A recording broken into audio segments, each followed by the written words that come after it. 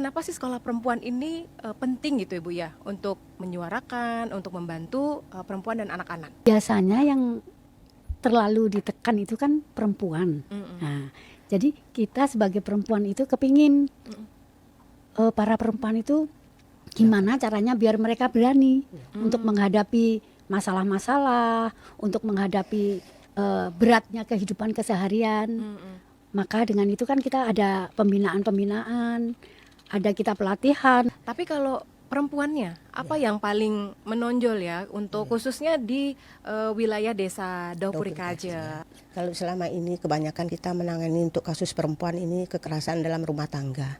Jadi untuk kita buat strategi, kita mengadakan edukasi ke dusun-dusun. Edukasi ke dusun-dusun itu kita memberikan sosialisasi supaya perempuan itu berani bersuara, tidak selalu diam gitu.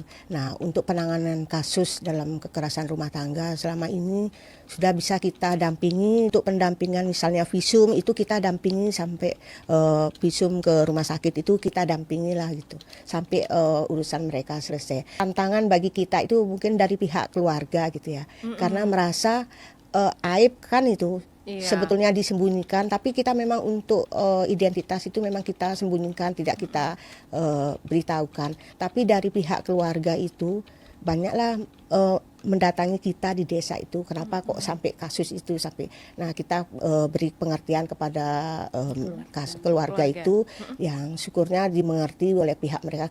Lalu gimana pada akhirnya sekolah perempuan ini bisa gitu ya Bu ya, akhirnya berhasil ya, akhirnya cerita nih gitu ya, terbuka masalahnya.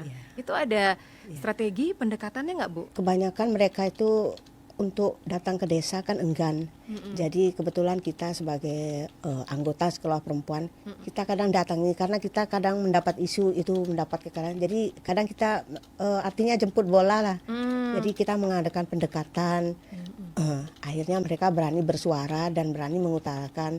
Nah, di sanalah kita tahu kalau mereka itu mendapatkan masalah kan gitu. Setelah itu kita dampingi, kita memberitahu supaya tidak kita sebagai perempuan tidak hanya diam aja, kita harus berani bersuara. Nah, dari situ mereka mulailah mengutarakan permasalahan mereka dan kita tetap mendampingi sampai permasalahan mereka itu selesai. Berat nggak sih Bu kalau jadi seorang paralegal gitu Bu ya? Karena kan kasusnya kita nggak bisa tidak bisa perkirakan gitu Bu, kasus-kasus yang masuk. Sebetulnya sih kalau kita hitung berat juga.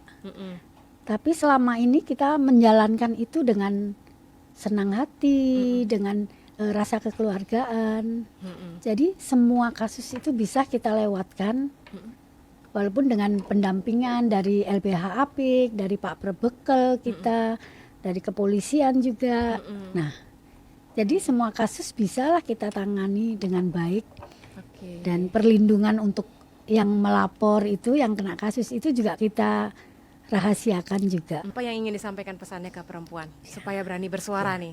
Kita sebagai perempuan, kita harus maju, tidak hanya berdiam diri saja. Jadi kita di tahun 2026 ini kita semua perempuan harus berdaya dan harus berani menyuarakan suara perempuan. Jangan takut kita untuk menyuarakan isi hati kita, karena kita ada yang melindungi.